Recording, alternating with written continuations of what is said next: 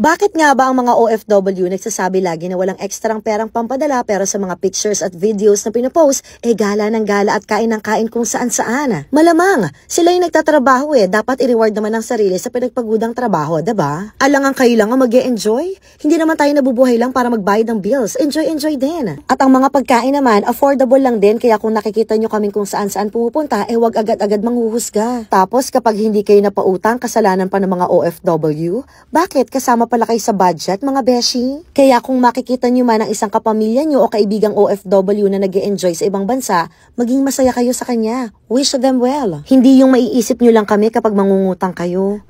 Bakit nga ba ang mga OFW nagsasabi lagi na walang ekstrang perang pampadala pero sa mga pictures at videos na pinopost, gala ng gala at kain ng kain kung saan saan? Malamang, sila yung nagtatrabaho dapat i-reward naman ang sarili sa pinagpagudang trabaho, diba? Alangan kayo lang ang mag-e-enjoy? Hindi naman tayo nabubuhay lang para magbayad ng bills, enjoy din. At ang mga pagkain naman, affordable lang din kaya kung nakikita nyo kaming kung saan pupunta, wag agad-agad manghuhusga. Tapos kapag hindi kayo napautang, kasalanan pa ng mga OFW, bakit kasama pala kayo sa budget, mga beshi? Kaya kung makikita nyo man ang isang kapamilya nyo o kaibigang OFW na nag-e-enjoy sa ibang bansa, maging masaya kayo sa kanya. Wish them well. Hindi yung maiisip nyo lang kami kapag mangungutang kayo. Kung mangangamusta, yung bukal naman sa loob, hindi dahil may kailangan lang.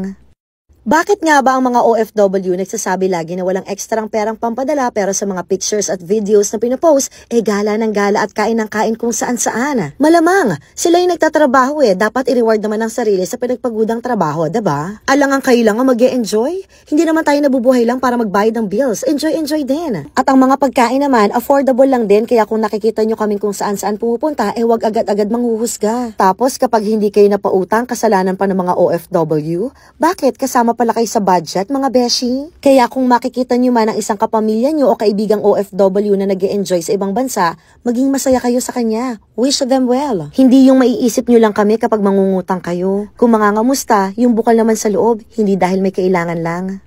Bakit nga ba ang mga OFW nagsasabi lagi na walang ekstrang perang pampadala pero sa mga pictures at videos na pinopost, gala ng gala at kain ng kain kung saan saan? Malamang, sila yung nagtatrabaho dapat i-reward naman ang sarili sa pinagpagudang trabaho, diba? Alangan kayo lang ang mag-e-enjoy? Hindi naman tayo nabubuhay lang para magbayad ng bills, enjoy din. At ang mga pagkain naman, affordable lang din kaya kung nakikita nyo kaming kung saan pupunta, wag agad-agad manghuhusga. Tapos kapag hindi kayo napautang, kasalanan pa ng mga OFW, bakit kasama pala kayo sa budget, mga beshi? Kaya kung makikita nyo man ang isang kapamilya nyo o kaibigang OFW na nag-e-enjoy sa ibang bansa, maging masaya kayo sa kanya. Wish them well. Hindi yung maiisip nyo lang kami kapag mangungutang kayo. Kung mangangamusta, yung bukal naman sa loob, hindi dahil may kailangan lang.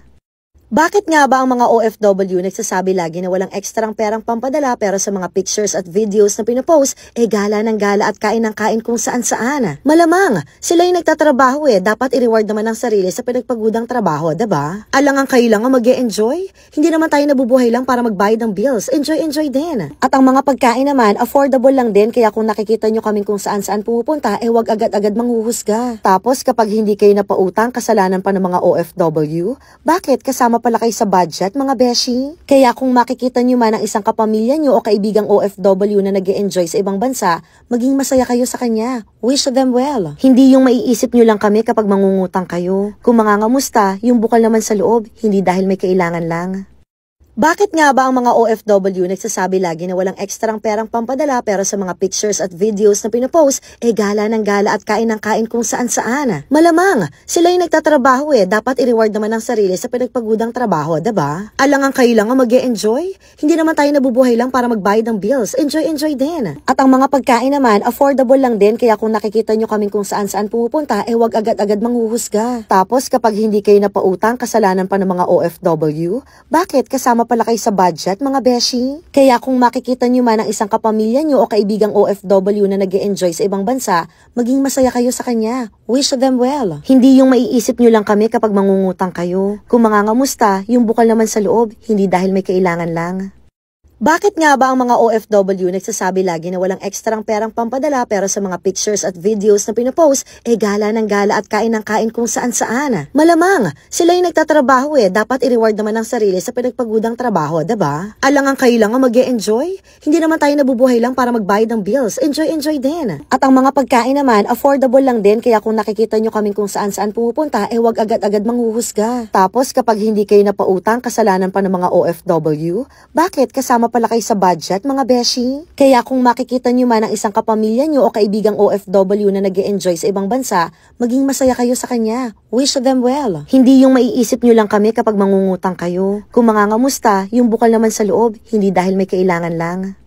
Bakit nga ba ang mga OFW nagsasabi lagi na walang ekstrang perang pampadala pero sa mga pictures at videos na pinopost, gala ng gala at kain ng kain kung saan saan? Malamang, sila yung nagtatrabaho dapat i-reward naman ang sarili sa pinagpagudang trabaho, diba? Alangan kayo lang ang mag-e-enjoy? Hindi naman tayo nabubuhay lang para magbayad ng bills, enjoy din. At ang mga pagkain naman, affordable lang din kaya kung nakikita nyo kaming kung saan pupunta, wag agad-agad manghuhusga. Tapos kapag hindi kayo napautang, kasalanan pa ng mga OFW, bakit kasama pala kayo sa budget, mga beshi? Kaya kung makikita nyo man ang isang kapamilya nyo o kaibigang OFW na nag-e-enjoy sa ibang bansa, maging masaya kayo sa kanya. Wish them well. Hindi yung maiisip nyo lang kami kapag mangungutang. Bakit nga ba ang mga OFW nagsasabi lagi na walang ekstrang perang pampadala pero sa mga pictures at videos na pinopost, gala ng gala at kain ng kain kung saan saan? Malamang, sila yung nagtatrabaho dapat i-reward naman ang sarili sa pinagpagudang trabaho, diba? Alangan kayo lang ang mag-e-enjoy? Hindi naman tayo nabubuhay lang para magbayad ng bills, enjoy din. At ang mga pagkain naman, affordable lang din kaya kung nakikita nyo kaming kung saan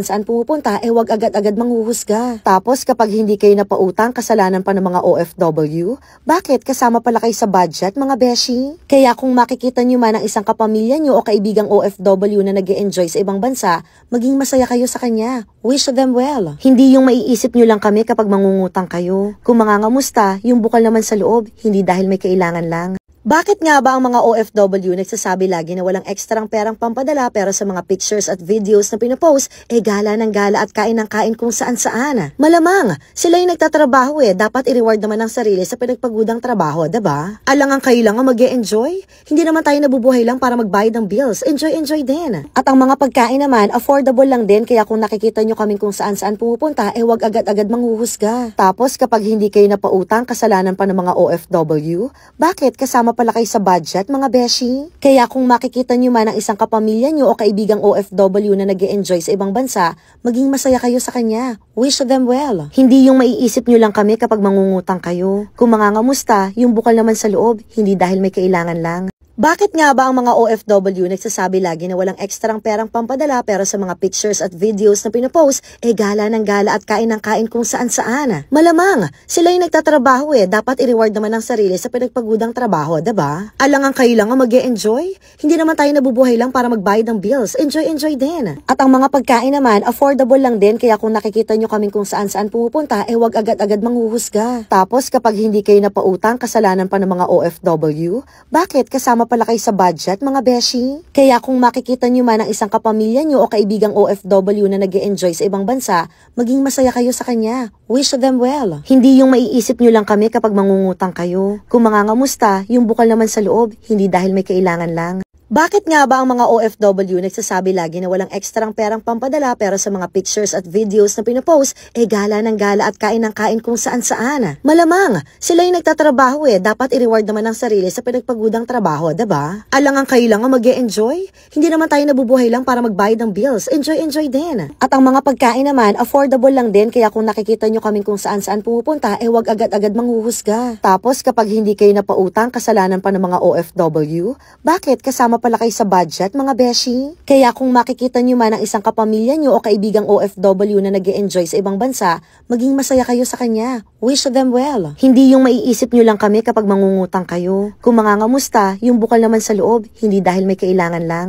Bakit nga ba ang mga OFW nagsasabi lagi na walang ekstrang perang pampadala pero sa mga pictures at videos na pinopost, gala ng gala at kain ng kain kung saan-saan? Malamang, sila yung nagtatrabaho dapat i-reward naman ang sarili sa pinagpagudang trabaho, diba? Alangang kayo lang ang mag-e-enjoy? Hindi naman tayo nabubuhay lang para magbayad ng bills, enjoy din. At ang mga pagkain naman, affordable lang din kaya kung nakikita nyo kaming kung saan-saan pumupunta, wag agad-agad manghuhusga. Tapos kapag hindi kayo napautang, kasalanan pa ng mga OFW, bakit kasama pala kayo sa budget, mga beshi? Kaya kung makikita nyo man ang isang kapamilya nyo o kaibigang OFW na nag-e-enjoy sa ibang bansa, maging masaya kayo sa kanya. Wish them well. Hindi yung maiisip nyo lang kami kapag mangungutang kayo. Kung mangangamusta, yung bukal naman sa loob, hindi dahil may kailangan lang. Bakit nga ba ang mga OFW nagsasabi lagi na walang ekstrang perang pampadala pero sa mga pictures at videos na pinopost, gala ng gala at kain ng kain kung saan-saan? Malamang, sila yung nagtatrabaho dapat i-reward naman ang sarili sa pinagpagudang trabaho, diba? Alangang kayo lang ang mag-e-enjoy?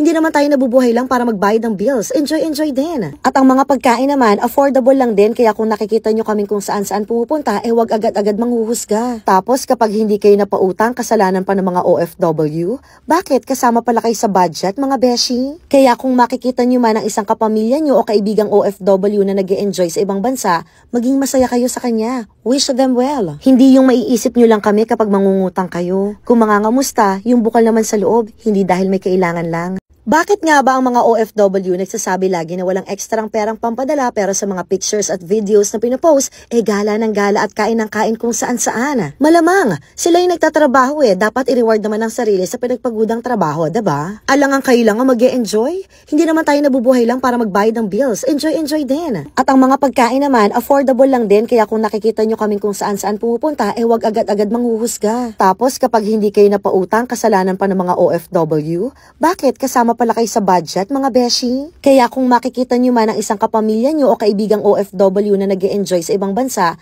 maging masaya kayo sa kanya. Wish them well. Hindi yung maiisip nyo lang kami kapag mangungutang kayo. Kung mangangamusta, yung bukal naman sa loob, hindi dahil may kailangan lang. Bakit nga ba ang mga OFW nagsasabi lagi na walang ekstrang perang pampadala pero sa mga pictures at videos na pinopost, gala ng gala at kain ng kain kung saan-saan? Malamang, sila yung nagtatrabaho dapat i-reward naman ang sarili sa pinagpagudang trabaho, diba? Alangang kayo lang ang mag-e-enjoy? Hindi naman tayo nabubuhay lang para magbayad ng bills, enjoy din. At ang mga pagkain naman, affordable lang din kaya kung nakikita nyo kaming kung saan-saan pumupunta, wag agad-agad manghuhusga. Tapos kapag hindi kayo napautang, kasalanan pa ng mga OFW, bakit kasama pala kayo sa budget, mga beshi? Kaya kung makikita nyo man ang isang kapamilya nyo o kaibigang OFW na nag-e-enjoy sa ibang bansa, maging masaya kayo sa kanya. Wish them well. Hindi yung maiisip nyo lang kami kapag mangungutang kayo. Kung mangangamusta, yung bukal naman sa loob, hindi dahil may kailangan lang. Bakit nga ba ang mga OFW nagsasabi lagi na walang ekstrang perang pampadala pero sa mga pictures at videos na pinopost, gala ng gala at kain ng kain kung saan-saan? Malamang, sila yung nagtatrabaho dapat i-reward naman ang sarili sa pinagpagudang trabaho, diba? Alangang kayo lang ang mag-e-enjoy? Hindi naman tayo nabubuhay lang para magbayad ng bills, enjoy din. At ang mga pagkain naman, affordable lang din kaya kung nakikita nyo kaming kung saan-saan pumupunta, wag agad-agad manghuhusga. Tapos kapag hindi kayo napautang, kasalanan pa ng mga OFW, bakit kasama pala kayo sa budget, mga beshi? Kaya kung makikita nyo man ang isang kapamilya nyo o kaibigang OFW na nag-e-enjoy sa ibang bansa, maging masaya kayo sa kanya. Wish them well. Hindi yung maiisip nyo lang kami kapag mangungutang